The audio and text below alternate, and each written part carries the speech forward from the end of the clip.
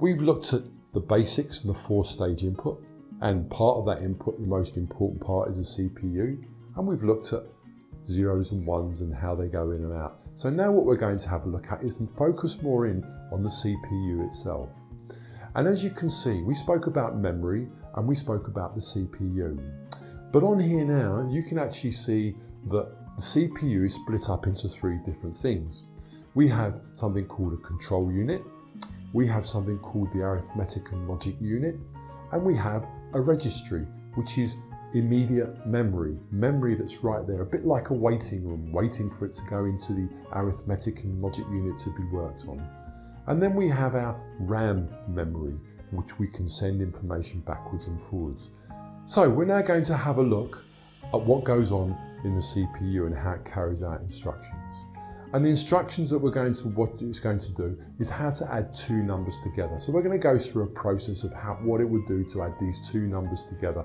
And it's the control unit that takes these instructions and follows the instructions. So first of all, we load these instructions into memory, and the control unit then goes through one at a time. And the first thing it asks for is go to this memory location and pick up that first number.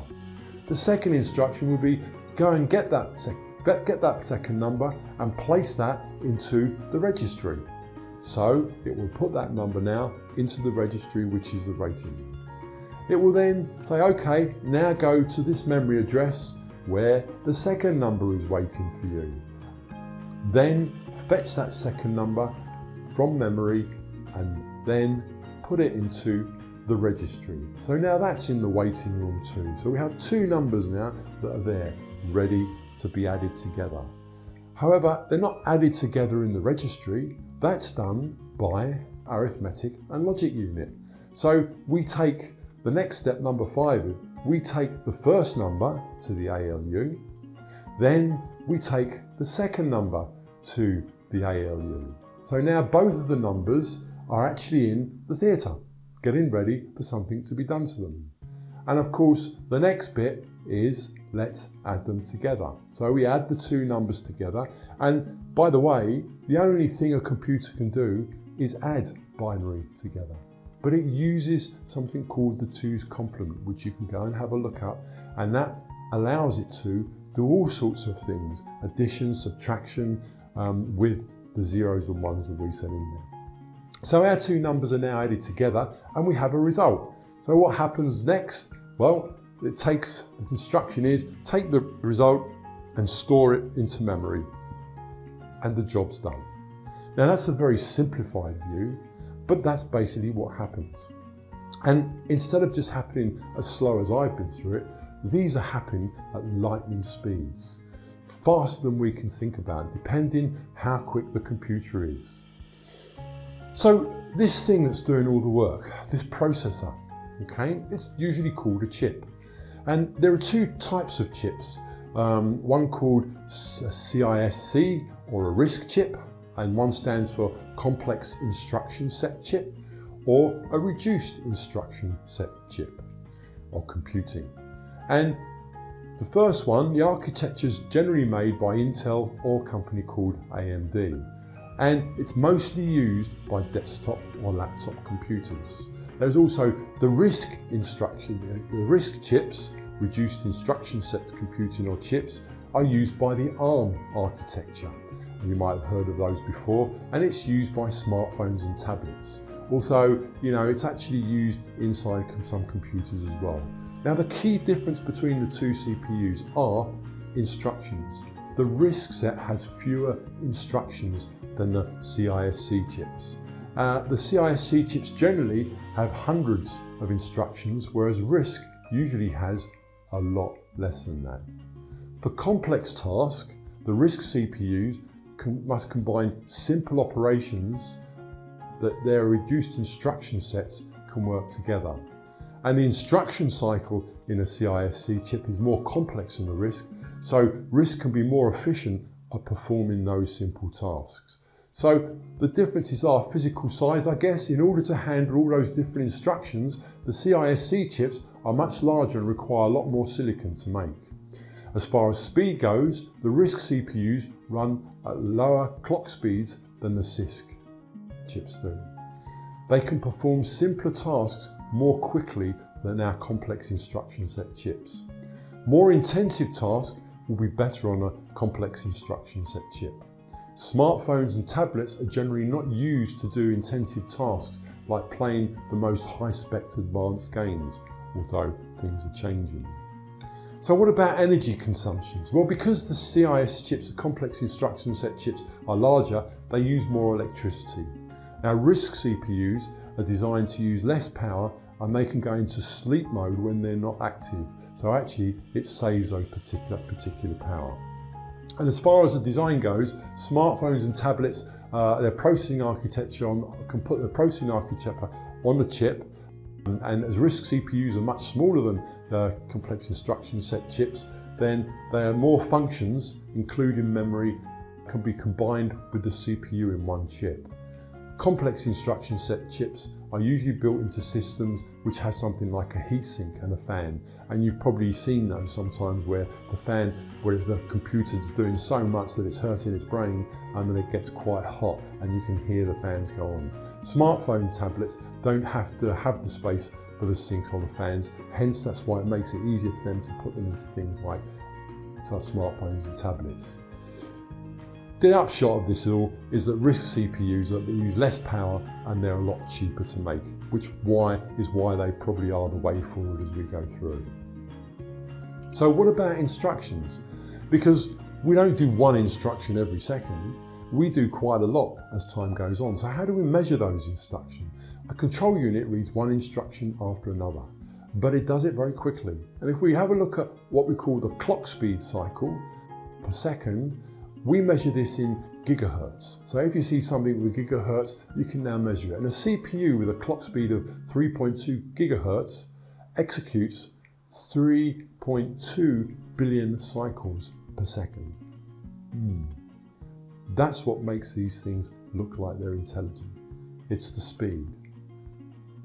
A basic unit that helps you understand CPU speed is basically during each of those cycles, billions of transistors within the processors open and close. And this is where the zeros and ones come in. Because as we do each instruction, each cycle, then a lot of these zeros and ones open and close, pulsing through the computer.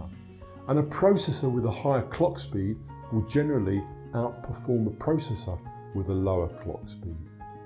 So clock speed is a measurement of how quickly our computer will work. But we're talking about millions of instructions per second through millions of transistors on our chip, all happening very, very quickly. Now, if we look at the relative types of speeds, we measure things in microseconds and nanoseconds. So 1 microsecond is equal to 1,000 nanoseconds. 1 millisecond equals 1,000,000 nanoseconds or 1,000 microseconds. And 1 second has 1,000 milliseconds and, well, a lot of nanoseconds.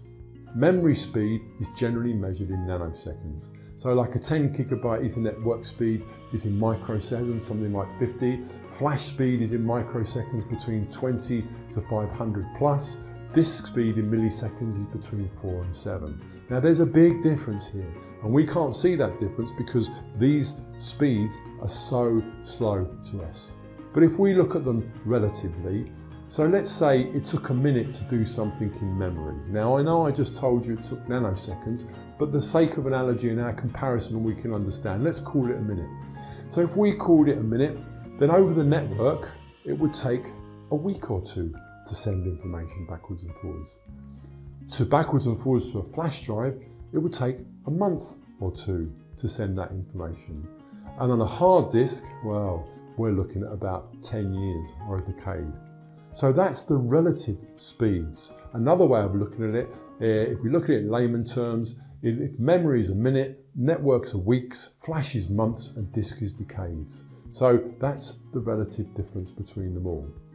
So what are these different memories? Well, we have level 1, level 2, and level 3 chips. Now level 1 is usually part of the chip itself. So that's the register that we talked about earlier on. It's the smallest and the fastest to access, but its size is usually restricted to either between 8 kilobytes to 64 kilobytes. The L2 and L3 caches are bigger than the L1, and extra caches because they're built between the CPU and the RAM so they can take off some of the work. Sometimes the L2 is actually built into the CPU along with the L1, depending on the chip you've got. Now L2 and L3 caches take slightly longer to access than L1. So the more L2 and L3 memory available, the faster a computer can run. But of course it all comes down to cost. This faster memory is a lot more expensive than our RAM memory. So there's not a lot of physical space allocated for the cache. You know, there's more space for the RAM because RAM is usually much less expensive. So how do all these things work together? Well, we've not only got the memory that we've spoken about, the RAM, the L1, the L2 and the L3, but we've also got something called virtual memory that we'll talk about a little bit later on. And volatile memory created temporarily on a storage drive. So, you know, it can be maybe I haven't got enough room to put all this in the RAM because I've got too many other things going on, so I'm going to put some of this out onto my hard disk drive. So it's created usually when a computer is running many processes at once and RAM is running low. The operating system, which we'll talk about a little bit later on, makes part of that storage drive available to be used like RAM. The problem with this is obviously that it's much slower than main memory because processing power is being taken up moving the data backwards and forwards rather than just executing instructions. But you know, if you've got a 500 page document, do you really want all of that in RAM? Do you really need all of that in RAM? If you go from page 2 and we want to go to page 500, then page 500 is probably then swapped in from our hard drive before. Obviously, latency is increased when a computer needs to use virtual memory. Things get slower. And what we call it when we move one to the other, we call it swapping. So the process the operating system uses to move data between RAM and virtual memory is called swapping. So data's moved from the processes that are not immediately being used at the moment out into RAM and into the virtual memory. And then it's copied back into the RAM when the process is needed again. So remember, virtual memory slows the computer down because copying to the hard disk takes much longer than reading and writing RAM. Hence, one of the big ways that you can increase the speed of your computer is to add extra RAM into it. And that makes it a lot more easier to work. And RAM can be seen as like our desk, our work desk, where we have everything put on there. It's not as fast as our registers or our L1, L2 and L3, but it's certainly a lot faster than accessing the disk. So, we've now had a look at a processor and the memory and how the processor works with the memory. We talked about the CPU, which has the control unit, the arithmetic and logic unit, and the registers that we've spoken about, which is our L1 and L2 types of memory. We've also looked at how the processor manages moving things from a registry to the RAM, and then from the RAM maybe onto the hard disk if it needs the space to use it.